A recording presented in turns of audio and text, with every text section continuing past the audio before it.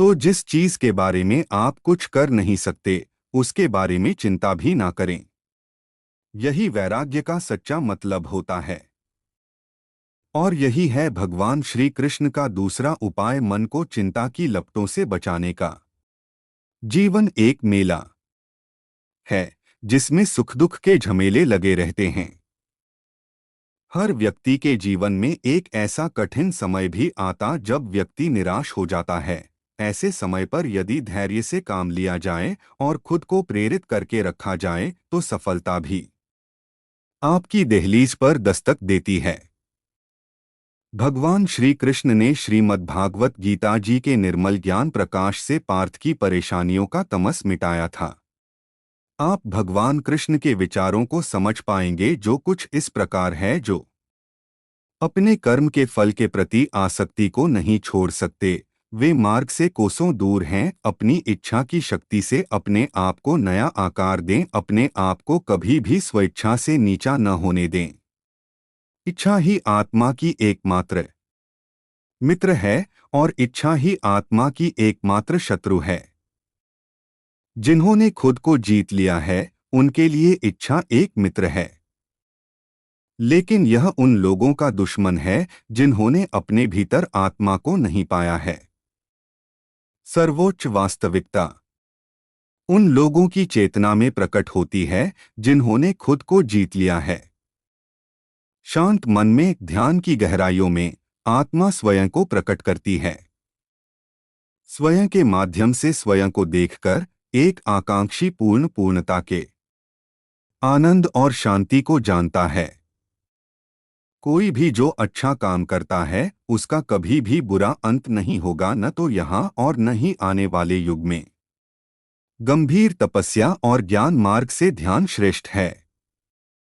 मुझ पर अपना मन लगाकर योग के अभ्यास से स्वयं को अनुशासित करो। व्यक्ति जो चाहे बन सकता है यदि वह विश्वास के साथ इच्छित वस्तु पर लगातार चिंतन करे। मैं उन लोगों के लिए हमेशा मौजूद हूं जिन्होंने मुझे हर प्राणी में महसूस किया है। मन बहुत चंचल है जो इंसान के दिल में उथल पुथल कर देता है। जैसे वे मेरे पास आते हैं वैसे ही मैं उन्हें ग्रहण करता हूं। सभी पथ पार्थ मानव को मेरी ओर ले आते हैं। इंद्रियों से मिलने वाला सुख पहले तो अमृत जैसा लगता है, लेकिन अंत में यह विष के समान कड़वा होता है। जब ध्यान में महारत हासिल हो जाती है तो मन हवा रहित स्थान में दीपक की लौ की तरह अडिग रहता है। हे अर्जुन, तीनों लोकों में मेरे पाने के लिए कुछ भी नहीं है और न ही कुछ ऐसा है जो मेरे पास नहीं है। मैं अभिनय करना जारी रखता हूँ, लेकिन मैं अपनी किसी जरूरत से प्रेरित नहीं हूँ। कर्म मुझ पर इसलिए नहीं टिकते क्योंकि मैं उनके परिणामों से जुड़ा नहीं हूँ। जो लोग इसे समझते हैं और इसका अभ्यास करते हैं वे स्वतंत्रता में रहते हैं। ज्ञान की भेंट किसी भी भौतिक भेंट से बेहतर है क्योंकि सब कामों का लक्ष्य आत्मिक बुद्धि है। जैसे आग की गर्मी लकड़ी को राख कर देती है, वैसे ही ज्ञान की आग सभी कर्मों को भस्म कर देती है।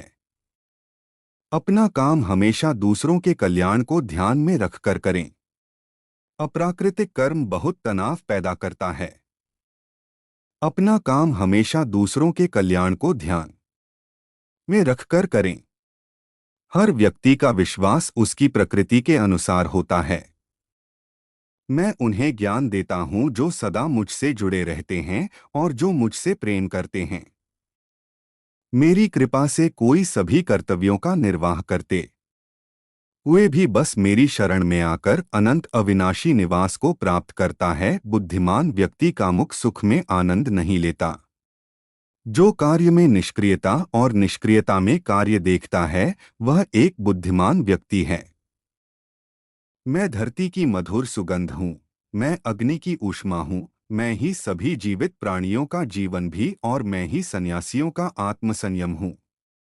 तुम उसके लिए शोक करते हो जो शोक करने के योग्य नहीं हैं और फिर भी ज्ञान की बातें करते हो।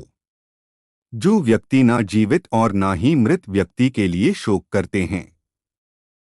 बुद्धिमान व्यक्ति को समाज कल्याण के लिए बिना आसक्ति के काम करना चाहिए।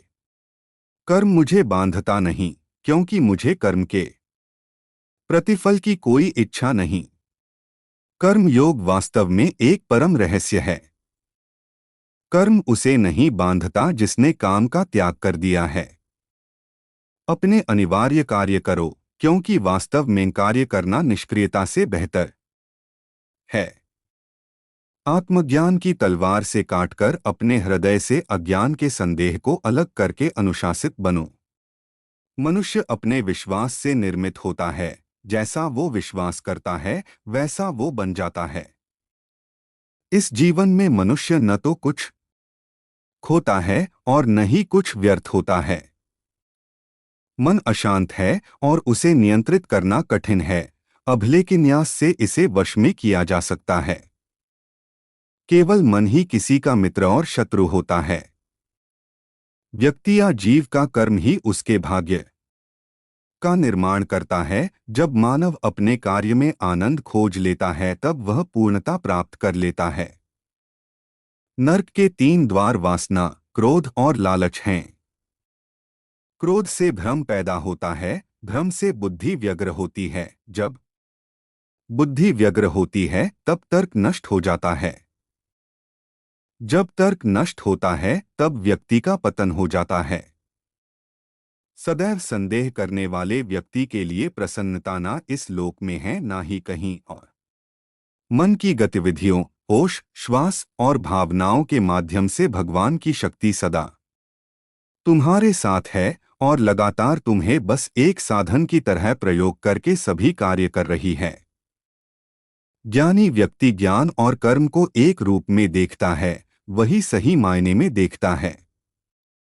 प्रबुद्ध व्यक्ति के लिए गंदगी का ढेर, पत्थर और सोना सभी एक समान निर्माण केवल पहले से मौजूद चीजों का प्रक्षेपण है। उससे मत डरो जो वास्तविक नहीं है, ना कभी था ना कभी होगा।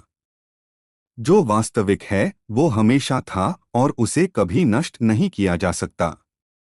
जन्म लेने वाले के लिए मृत्यु उतनी ही निश्चित है जितना कि मृत होने वाले के लिए जन्म लेना। इसीलिए जो अपरिहार्य है उस पर शोक मत करो। जो मन को नियंत्रित नहीं करते उनके लिए वह शत्रु के समान कार्य करता है।